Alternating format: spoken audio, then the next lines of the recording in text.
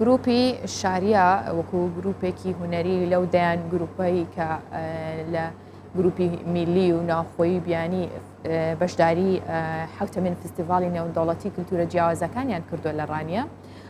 ئەم فستیڤالە کە ساڵانە دەکرێت ئەم ساڵ بە شێوەیەکی جیاواز یا دەکرێتەوە کە وا بڕیارە بە شێوەی ئۆنلاین بێ و ماوەی 3 ڕۆژیش بەردەوام بێت.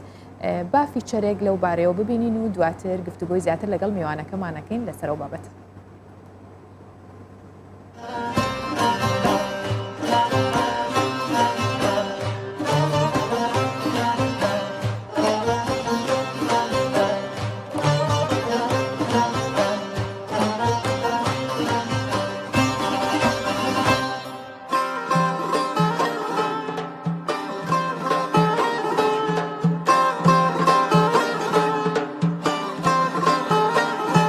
دیارە ئێمە هەمومان قەناعەتمان بەوەیە دەبێت ژیان بەردەوام بێ، نابێ بوەستێ لە هیچ شوێنێکدا هیچ شتێک نابێت ببێتە بربەست لە بەرەو ژیان بەردەوامبوون.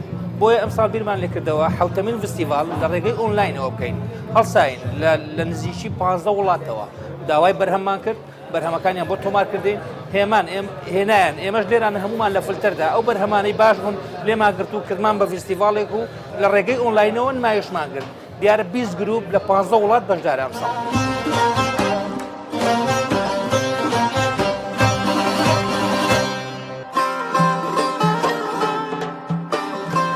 ساڵانی ڕابردوو تام و چێژێکی تایبەتی هەبوو، خەڵکێکی زۆر لەو 3-4 ڕۆژێک کە فستیڤاڵ لە ڕانێ دەبوو وەکو کەرنەڤاڵێک لێ دەهات، خەڵکێکی زۆر ڕووی لەو شارە دەکرد لە ڕووی ئابووریەوە لە زۆر ڕۆوە گۆڕانکاریی زۆری بەسەر ئەو شارە دەدەینە. بەڵام بڵێ ئێستا بەداخەوە سستا ساردا، بەڵام هەر چۆنەکەوی وەک وتم بڕیارمان داوە نابێت ژیان بوەستێ، دەبێت بەردەوام.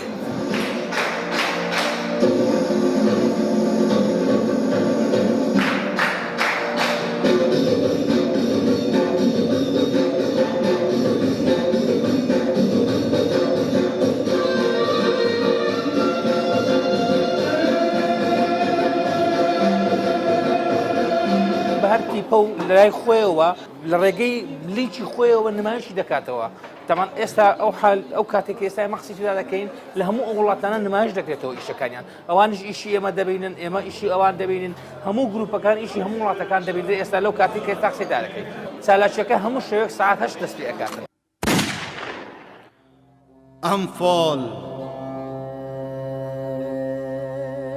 ئەی برینت لەشێ ئاخامەدا چێ بووین تو مبکوژی راد بینەوە بەبن ئاختگەی ساخت بینەوە مەژێک بەدگەیت گهین ئێکوە هوسا ئەمێش جیا فێر بووین.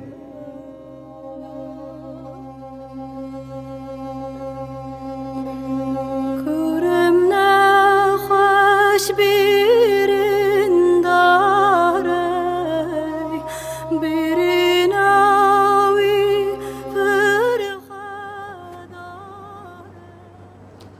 بەڵێ ئەم فستیڤالە گەورەیە کە بۆ هەموو کللتورە جیاوازەکانە بە شێوەی ئۆنلاین ئەمساڵ بەڕێواچی جیاواز لە ساڵانی پێشوو کە لە ڕانیە بەڕێواچوو هەمویان کۆ ئەبوونەوە چەندین چالاکی و هونەری چەند ڕۆژێک بەردەوامە بوو، بەڵام ئەم ساڵ بە شێوەیەکی جیاواز و لە ڕێگەی ئۆنلاینەوە بەڕێواچێ بۆیە ئێمە گفتوگۆکەین لەسەر بزانین چۆن و چەند ڕۆژە بێت و کێ بەشداری تیا کردووە بە میوانداری خالد قادر. گفتوگۆکەمان بەردەوامەکەین کە بەرپرسی سنتەری ڕایەڵە بۆ ئاڵگۆڕی کللتورەکان ڕاستەوە خۆ لە ڕانیەوە لەگەڵمان دەبێت. بەیانیت باش کاک خالید، ڕۆژێکی باش دەست پێ بکەن پێمان بڵێ بۆ ماوەی 3 ڕۆژ کە ئەم فستیڤالە بەردەوام ئەبێت لەسەر چ شێوازێکە بێ و چۆن نتوانن لە ڕێگەی ئۆنلاینەوە هەموو کار و چالاکیەکان پەخش بکەن.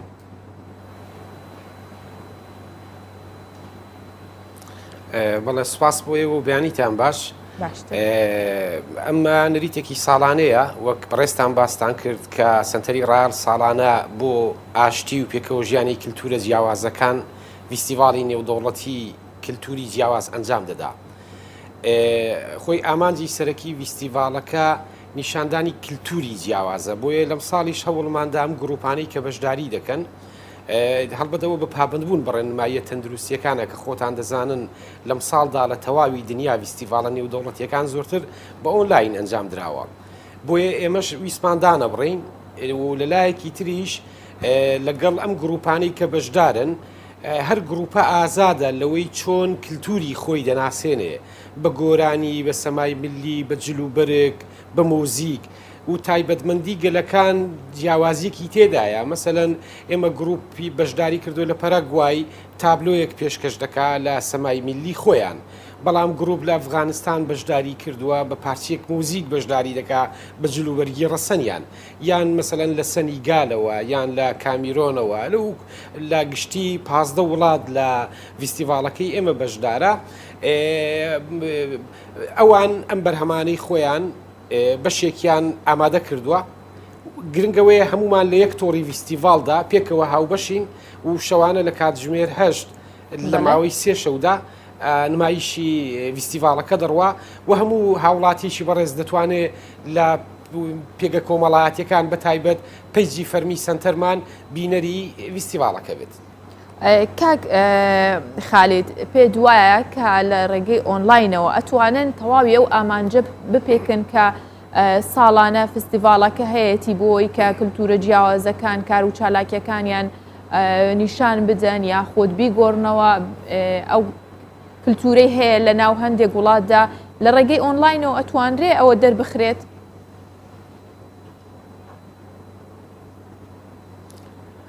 بە دڵنیاییەوە نا بەڵام ئەمە هەوڵێکە بۆ بەردەوامی هەوڵێکە بۆ ئەو جوانی و ئیسیتکایی هوەر خۆی کە ئێمە پێمان وایە دەکرێت ئەم بەردەوامی و سازانی ئەم جۆرە فیستیڤالانە دووبارە هیوایەک لە ناخی هوەر خۆی ژیان خۆی تەندروستی خۆی مرۆڤ خۆی زیندوو بکاتەوە یان گەشەی پێ بدا بە مانایەکی تر بڵێ ئەگەر نەشتوانێ ئامانجەکەی خۆی بپێکێ هاندانێکی باش دەبێت بۆ بەردەوامی و لەگنیزیکردنەوەی کللتورە جیاوازەکان بۆی بتوانن لانی کەم ئەم پەیامەی کە پێی دەگوترێ ئاڵوگۆڕی کللتوری لە نێوماندا ئەنجام بدرێت. بەڵێ لەگەڵەوەی هەندێک لە کار و چالاکیەکانی سنووردار کردوون بەڵام پێت وایە ڕێگەی ئۆنلاین چ سوودێکی دیکە یاخود چ سوودێگەگەێنێ بە زیاتر بڵاوکردنەوەی ئەو فستیڤالە؟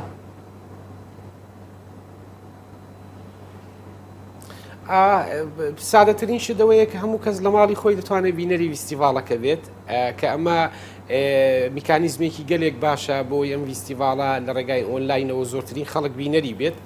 دوو ئەوانەی کە بەشداریان لە فیستیڤالەکە کردووە وەکو تۆڕێکی هاوبەش وەکو ڕایاڵەیەک وەکو نیتۆرکێک لە نێوانیاندا کار ئاسانی زیاتری تێدایە دووبارە بواری بە تیپەکان باشتر دەدا بۆ ئامادەکردنی بەرهەمەکانیان یا بۆ بەشداری پێکردنیان. ئەمانە کاراسانی زۆرن لە ئێستادا کە وا دەکات فیستیڤالەکان لە ئاستی نێودوڵەتی بە ئۆنلاین بڕێوە بڕوا بەڵام هیچ کاتێک ئەمە نابێتە بەدیلی ئەم فیستیڤالانەی کە بە شێوەیەکی مەیدانی دێن و بە شێوەیەکی مەیدانی نمایش دەکرێت. ینی وەک پێشتر گوتم ئیستاتیکای هوەر نمایشی هوەر جوانی هوەر ینی کاتێک کە بە کردەیی نمایش دەکرێت تایبەتمەندێکی تەواو جیاوازی هەیە لە ئۆنلاین بەڵام ڕاستە ئەگەر نتوانێت پەیامی جوانیەکەوە خۆی بگەێنێ بەڵام بە دڵنیاییەوە ڕایاڵەکە بەهێزتر دەکات. مەسەلەن ئێمە ڕاستە 15 وڵاتمان بەشداری پێکردووە بەڵام چەندین وڵاتی تر پەیوەندی کردووە بۆی ئەوانیش بتوانن بەشداری فیستیڤالەکە بکەن بەڵام هەڵبەت تایبەتمەندی فیستیڤالەکەی ئێمە لە بەرکات و ڕەچاوکردنی کۆمەڵێک تایبەتمەندی نەمانتوانی لە 15 زیاتر بەشداری پێ بکەین کە خۆشبەختانە بەشێک لە گروپە باشەکانی کوردستانی شتەیدا بەشدارن. جەنابتان پێشتر راپۆرتێکتان لەسەر گروپی شاریا هەبوو کێکێک لە گروپە هوەریە جوانەکانی برایانی ئێزیدیمانن و مەسەلەن ئەوان بەشداری گروپەکەمانن گروپی هوەری میلی دهۆک بەشدارە تیپی نەتەوەیی هوەرە میلیەکانی هەولێر بەشدارە تیپی برایەتی کەرکووک بەشدارە تیپی لە بەسرا لە خواروی عراق میلی بەسرا بەشدارە یعنی جیا لە تیپەکانی دەرەوە لە ناو خۆش هەوڵمانداوە ئەو ڕایاڵەی کە هەیە لە نێوانی تیپە هوەریەکان دانەبڕێ و هەوڵ بدەین تێیدا بەردەوام بین و ئۆنلاین زیاتر ئەو پەیوەندیەمان بەهێزتر و گەشە پێداوتر بکە. بە شێوەیەکی گشتی کاک خالید ئەو کار و چالاکیانە چین کە لە فستیڤالەکەدا بەڕێواچێت؟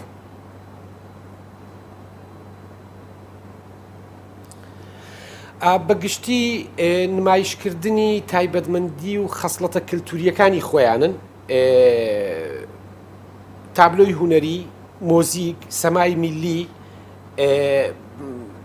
و بەشێک لەو خەسڵەتانەی مەسەلەن هێندێک گەل تایبەتمەندیان هەیە، مەسەلەن ئێمە سەنیگال بەشداری لە گروپەکەمان کردووە، جۆرێک دابی کۆمەڵایەتی لە سەنیگال هەیە کە ئەوان ویستویانە لە ڕێگای نمایشەکەی خۆیانەوە نیشانی ئێمەی بدەن. بۆیە جۆری چالاکیەکان جیاوازە، بەڵام بە شێوە گشتیەکەی نیشاندانی کللتورە و ئاشنابوونە بە کللتور و ئێمە لێمان تێک نەچێ پەیامی ئێستای ئەم سەردەما ینی ئەوەی پێی دەڵێن ئاڵوگۆڕی کللتوری ئاشنابوون بە یەکتری جۆرێک گەشەپێدانی فەرهەنگسازی و کللتوریە و یارمەتی دەدات لەوەی کە پێی دەڵێن گەشەپێدانی کۆمەڵایەتی و بزانین لە دەرەوەی خۆمان چ دەگوزەرێ یان بتوانین داهێنان بکەین. ینی بە دڵنیاییەوە هەموو تیپێکی هوەری کاتێک ئاشنا دەبێت بە کۆمەڵێک تیپی تر و هوەری کۆمەڵێک وڵات و کللتوری کۆمەڵێک وڵات دەبینێ، بۆیە ئەم جیاوازیانە لە هوەرەکەی ئەودا ڕەنگ دەداتەوە. لێرەوە پێمان وایە ئەم تایبەتمەندیە کللتوریانە لە ڤیستیڤالدا نیشاندانی دەبێتە مایەی گەشەپێدانی فەرهەنگسازی و کللتوری کۆمەڵگا. بەڵێ کاک خالید بەو پێی کە ئەزمونتان کردووە لە چەند ساڵی ڕابردوودا چەندین گروپی جیاواز لە کللتورە جیاوازەکان بەشداریان کردووە، تا چەند جیاوازی ئەم کللتورانە ڕەنگی داوەتەوە لەسەر یەکدی؟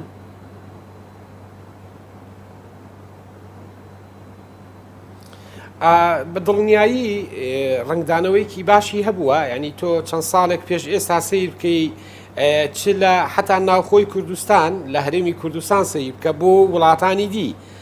ئێمە یەکەم جارکەم ڤیستیڤاڵەمان کرد، یەکەم کۆمەڵێک شت ینی بڕوا پێکردنی یا قبولکردنی تەقبولکردنی ئاسان نەبوو و دووبارە بەوەی کە پەسارێک بینی هەموو جیاوازیەکان، مەسەلەن ئێمە یەکەم ڤیستیڤاڵ و ڤیستیڤاڵەکانی تریش هەوڵمان داوە ئەوی پێی دەڵێن پەیامی پێکەوە ژیان، مەسەلەن کورد، تورکمان، عەرەب، فارس، باز بدەی بە سیاسەتدا، پاڵ بنەی بە سیاسەتدا، یعنی سیاست نەبێتە بەدیلی هەموو شتێک، ئەوەی پێی دەڵێن دنیای کللتوری و دنیای جوانی هوەری گەشەی پێ بدرێ. بەڵێ ینی هەز دەکەین لە ماوەی ئەو حەوت ڤیستیڤاڵەدا ئەسڵیەتی هوەر و پاڵان بە سیاسەتدا بۆەوەی هەموو شتێک نەبێ و ژیان بەردەوام بێ و هوەر بێتە بەشێکی ژیانمان، بەڵێت چ لە کۆمەلگای ئێمە لە گەشەیەکی باشدایە و دەبینین ڕۆژانە دەبینین لە کوردستاندا هەنگاوی باش، خەونی باش، ڤیستیڤاڵی باش، ینی گۆڕانکاری باش دەبینی و ئەوەش لە ناوچەکەش دەبینی و ئەگەر هوەر نەبێ ئێمە ناتوانین بەڕاستی لەم سەردەما ئاڵۆزەشدا نەک گۆڕانکاری بکەین بگرە پێکەوەش بژین. بۆیە ئەمە ئەنجامی ئەم ڤیستیڤاڵانە و ڤیستیڤاڵەکانی ترە کە ئەنجام دەدرێ کەوا دەکات ڕایاڵی خۆشەویستی لە نێوان مرۆڤایەتی و کللتورەکان خۆی بەهێزتر بکات. بەڵێ کاک خالید بە شێوەیەکی دیاریکرا و ئێوە ئاگاداریۆن یاخود چەند گروپ لە ناوخۆ لە دەرەوە بە گشتی بەشداریان کردووە، وتتان 15 گروپ لە دەرەوە، ئەی ئەوانەی ناوخۆ چەند، ینی هەموو گروپەکان بە گشتی چەند گروپەکات و چەند چالاکیانە بێت؟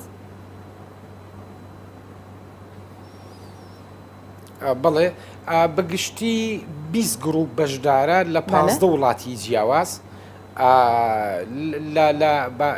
گروپە ناوخۆییەکانمان بریتین لە 4 گروپ، ئەوانەی کە لە ناوخۆ بەشداریان کردووە، 16 گروپیان لە دەرەوەیە. لە وڵاتی ئەردەن 2 تیپ بەشداری کردووە، لە وڵاتانی عەرەبی لە ئەردەن، لە میسر، لە مەغریب، لە جەزائیر لە وڵاتانی عەرەبی بەشداریان کردووە، ئێران و ئەفغانستان بەشداریان کردووە، لە وڵاتانی تر لە پەرەگوای، لە کامیرۆن، لە تەنزانیا، لە سەنیگال و بیرمان نەچێت تیپی ڕۆژئاوای کوردستان تابلۆیەکی جوانیان نرد و بەشداریان کردووە. بۆیە لە 15 وڵات بەڵام 20 گروپ بەشداری ڤیستیڤاڵەکە دەکات کە دابەشی 3 شەوی پرۆگرام کراوە. لە شەوی ڕابردوو 7 گروپ نمایشی کرد، لە شەوی دووەمیشدا بە هەمان شێوە و شەوی سێمی 6 گروپ نمایش دەکات. زۆر باشە کاک خالید، زۆر سوپاس بۆ بەڕێستان. خالید قادر بەرپرسی